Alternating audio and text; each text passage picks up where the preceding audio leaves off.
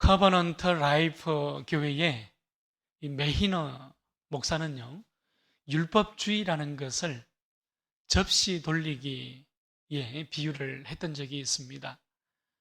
이 접시라는 것은 율법을 이야기하는 것입니다.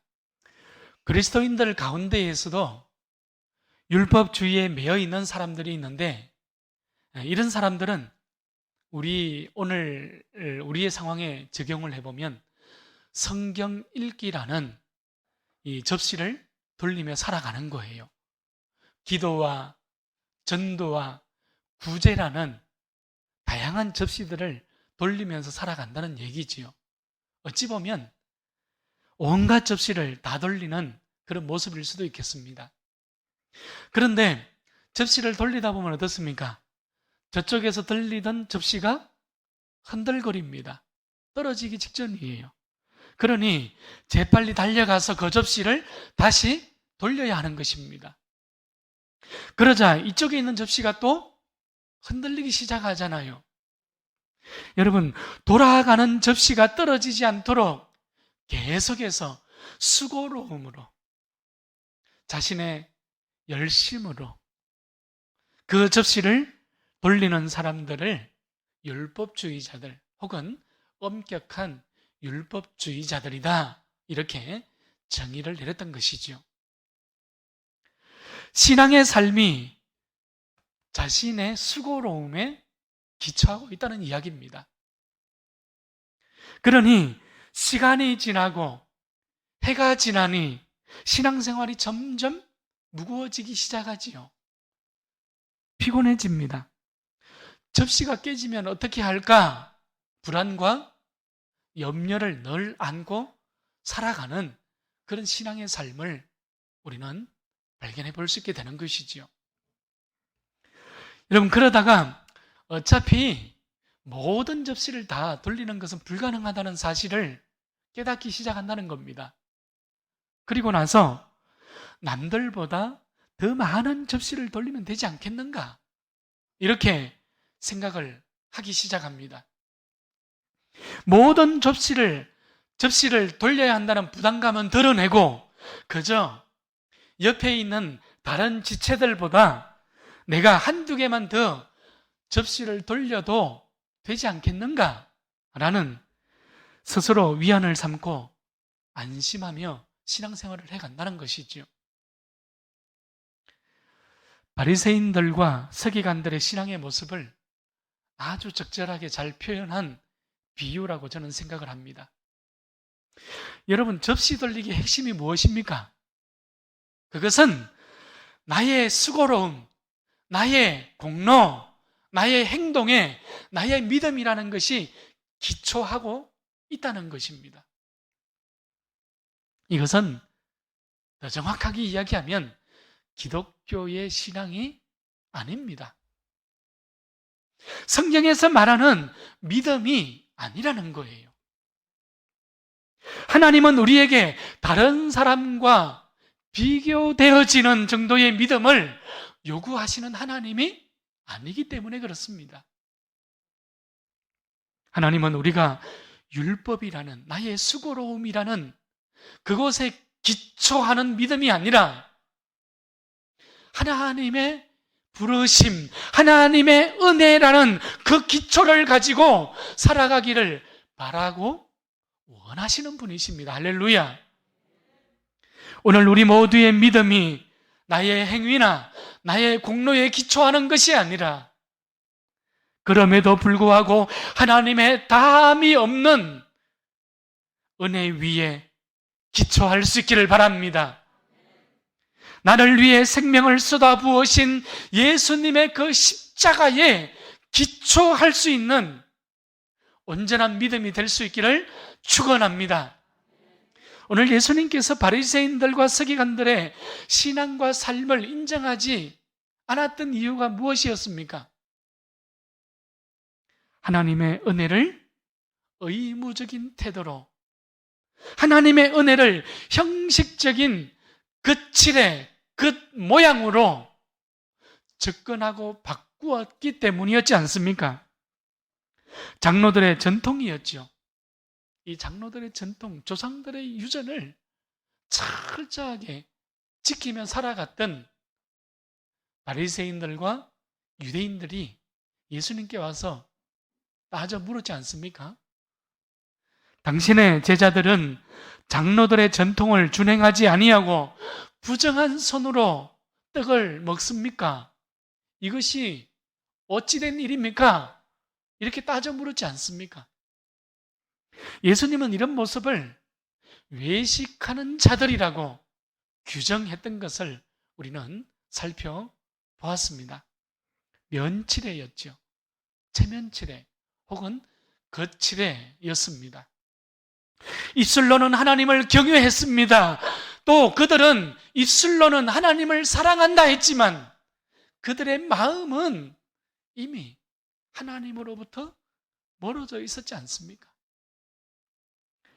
하나님의 계명을 실천하고 따르는 척했지만 하나님의 말씀을 사람의 전통과 바꾸어 버렸던 것이죠. 외식하는 바리새인들의 신앙을, 여러분, 그들은 경건의 모양은 가졌지만 경건의 능력은 가지지 못하는 종교적이고 형식적 율법주의만을 그들은 붙잡고 살아갔던 신앙이 바리새인들의 신앙의 모습이었다는 것을 우리는 보게 됩니다. 이제 예수님은 오늘 15절 말씀에서 다시 사람들에게 말씀하고 있습니다. 15절 말씀을 보십시오. 무엇이든지 밖에서 사람에게로 들어가는 것은 능히 사람을 더럽게 하지 못하되 사람 안에서 나오는 것이 사람을 더럽게 하는 것이니라. 정결에 대한 예수님의 새로운 가르침이기도 합니다. 여러분, 여기서 들어가는 것은 입으로 들어가는 것을 말하는 것이죠. 앞에서 바리새인들과 서기관들이 손을 씻지 아니하고 먹는 그 제자들에게 대하여 문제를 제기했지 않습니까? 바리새인들은 부정한 손으로 음식을 먹은 사람은 부정해진다는 고정관념이죠. 준거틀이라고도 이야기합니다. 여러분, 이러한 기준, 잘못되어진 기준을 가지고 있었던 거예요.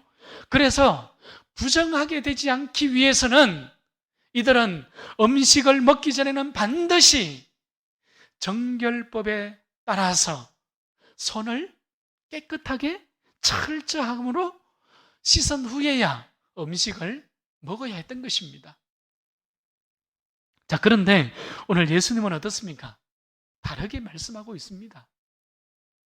사람의 입으로 들어가는 것은 그것이 무엇이라 할지라도 사람을 부정하게 만들지 못한다는 것이죠.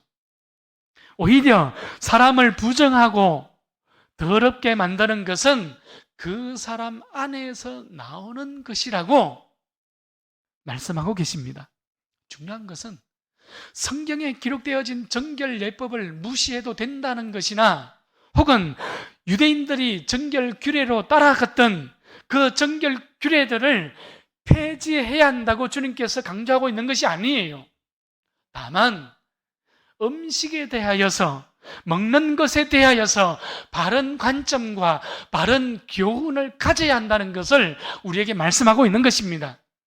여러분, 지금 먹는다는 것, 이 작은 것 하나를 가지고 실제적인 예를 들고 계시지만 예수님께서 들었던 이 예는, 예수님의 이 가르침은 바리새인들의 잘못되어진 전통이지요.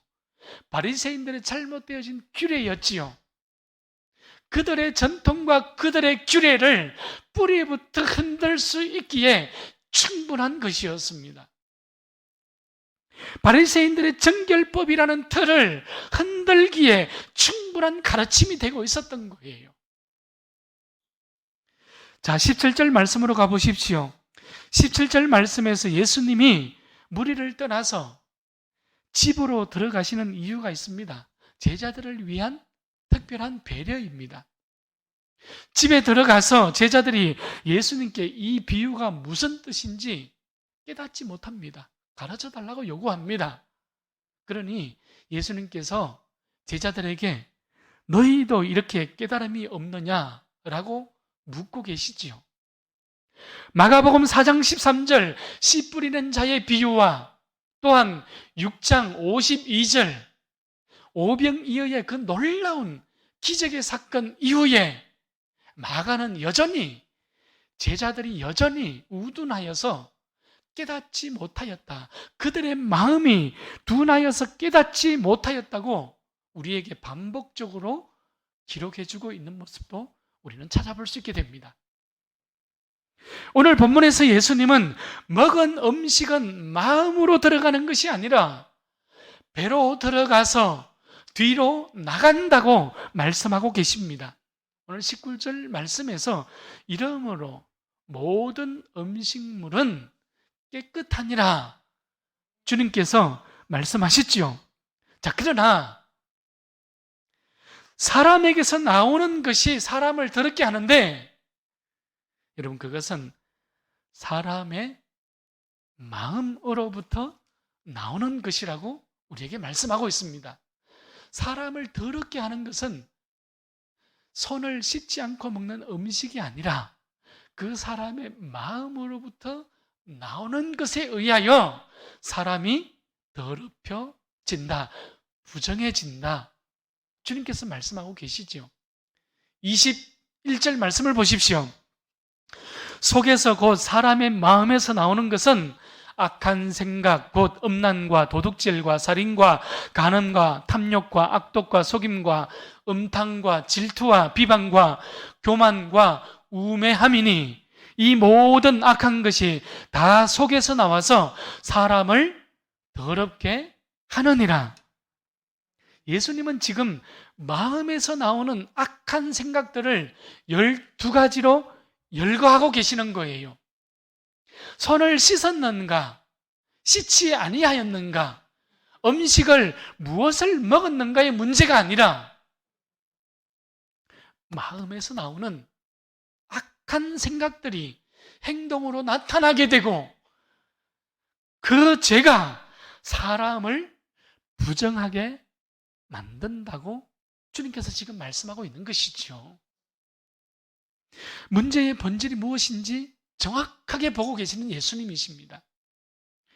바리새인들이 음식을 먹기 전에 손을 씻는 율법을 지키는 그 행위로서 죄로부터 벗어나는 것이 아니라는 뜻이죠. 바리새인들이 음식을 먹기 전에 손을 씻음으로써 그들의 노력, 그들의 행위로서, 그들의 율법을 지킴으로써 죄의 더러움에서 벗어나는 것이 아니라는 뜻입니다.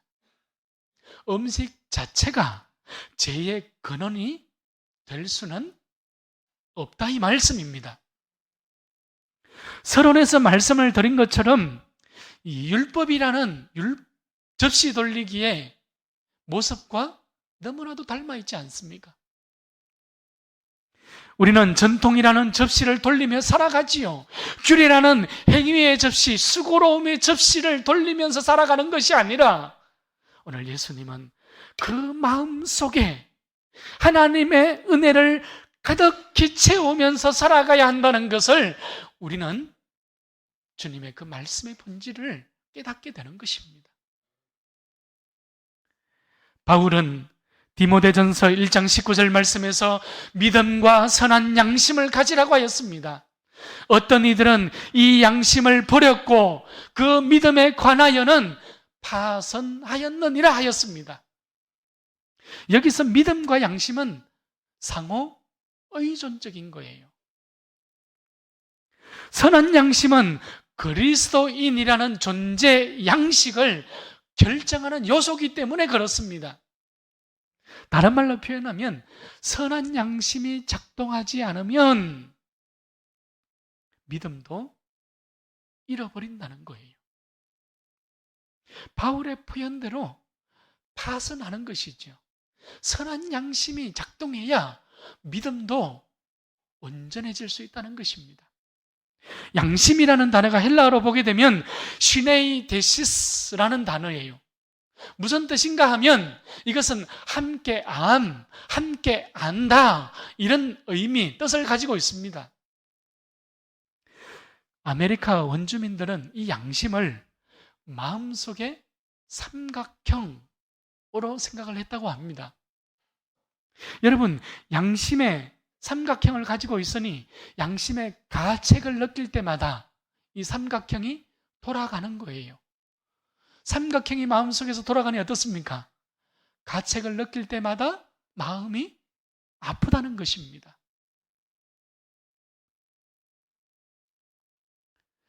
여러분, 그러나 양심이라는 삼각형이 내 마음속에서 계속해서 돌아가다 보면 어떻습니까? 그 끝이 무뎌지기 시작합니다. 결국 나중에는 그 양심의 가책을 느끼지 못하고 무뎌져서 외식하는 자가 되어서 마음의 아픔을 느끼지 않게 된다고 생각했던 것입니다. 아주 적절한 비유라고 할 수 있겠습니다. 예수님은 바리새인들을 향하여서 외식하는 자들이라고 선언했지 않습니까? 바울은 이런 사람들의 마음을 향하여서 자기 양심이 화인을 맞아서 외식함으로 거짓말하는 자들이다, 이렇게 말씀했습니다. 여러분, 화인을 맞았다는 것이 무엇입니까? 화인을 맞았다는 것은 뜨겁게 달궈진 쇠로 인해서 그 쇠를 가지고 불도장을 찍을 때에 사용되는 단어가 화인을 찍는다, 이런 단어지 않습니까? 불인도에 지져졌기 때문에 화인 맞은 자리는 감각이 사라진 거예요. 마비 상태지요. 양심이 마비되고 생각이 마비되고 마음이 마비되고 신앙이 마비된 상태를 화인 맞았다, 이렇게 바울이 지금 표현을 하고 있는 것입니다. 더 이상 옳고 그름을 판단할 수 없습니다. 판단의 능력을 상실해버린 신앙, 상실해버린 그 마음을 지금 이야기하고 있는 것이에요. 죽은 마음이죠. 무서운 말입니다. 바리새인들은 죽은 마음을 가졌기 때문에, 서기관들은 죽은 마음을 가졌기 때문에 예수님을 알아볼 수 없었던 거예요. 예수님께서도 바리새인들의 신앙과 그들의 삶을 인정하지 않았습니다. 진리에 대하여 무감각했지요. 예수님의 행적을 듣고 보고 경험했지만 그들은 화인 맞은 마음으로 인해서 예수님 앞으로, 십자가 앞으로 돌아설 수 없었던 거예요. 이미 그 마음이 영적 전쟁에서 패하였기 때문입니다. 죽었기 때문이죠. 말씀을 정리합니다. 여러분, 믿음이란 무엇입니까? 여러분, 믿음이 있는 사람은 누구를 믿는 성도라고 이야기하는 것입니까? 믿음이 있는 사람은 예수님으로 인하여 새롭게 변화된 마음을 가진 사람입니다. 믿음이 있는 성도는 예수님으로 인하여 새롭게 변화되어진 마음, 새롭게 변화된 양심을 가지고 살아가는 사람이라고 성경은 우리에게 말씀하고 있는 거예요. 사도 바울은 로마서 7장 21절이죠. 그러므로 내가 한 법을 깨달았노니 곧 선을 행하기 원하는 나에게 악이 함께 있는 것이로다. 내 속사람으로는 하나님의 법을 즐거워하되. 우리 다 함께 읽어보겠습니다. 시작.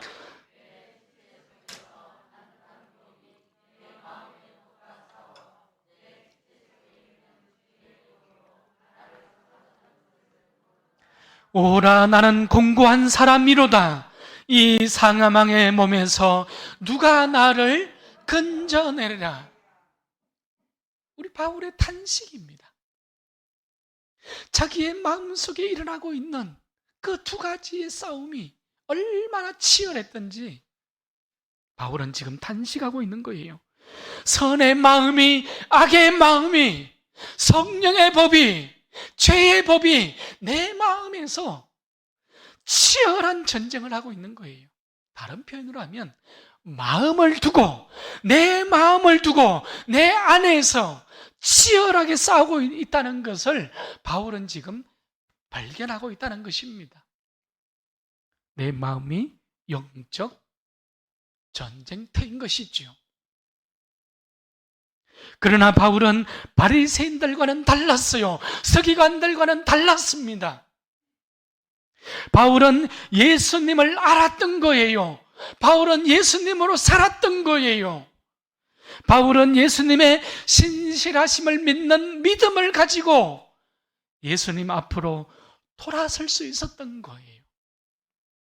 그래서 치열한 영적 전쟁 한가운데에 서 있는 자신의 마음을 발견할 수 있었던 것입니다. 여러분, 오늘 우리의 마음이 예수님께로 돌아설 수 있기를 바랍니다. 오늘 우리의 마음이 예수님으로 살아갈 수 있기를 축원합니다. 오늘은 사순절 첫째 주일입니다. 무엇보다도 우리의 기도, 우리의 말씀, 우리의 예배하는 일들이 율법주의적인 모습이 되지 않기를 바랍니다. 하나님은 우리의 마음, 우리의 중심을 보고 계시는 거예요. 믿음은 겉으로 보이는 내 열심, 내 수고로움, 내 의지, 내 행동, 내 업적이 아니라 우리 마음 저 깊은 곳으로부터, 우리의 믿음은 예수로부터 일어나야 된다는 것을 오늘 본문은 우리에게 말씀하고 있는 거예요. 오늘도 밖에서 들어가는 것이 아니라 사람에게서 나오는 그것이 사람을 더럽게 하느니라 말씀하신 그 주님의 말씀을 붙들고 내 마음을 지킬 줄 알고 나의 영혼을 지키는 거룩한 동행이 주님의 행적을 따라가며 넉넉히 승리하는 우리 모두의 믿음의 발걸음이 될 수 있기를 축원합니다.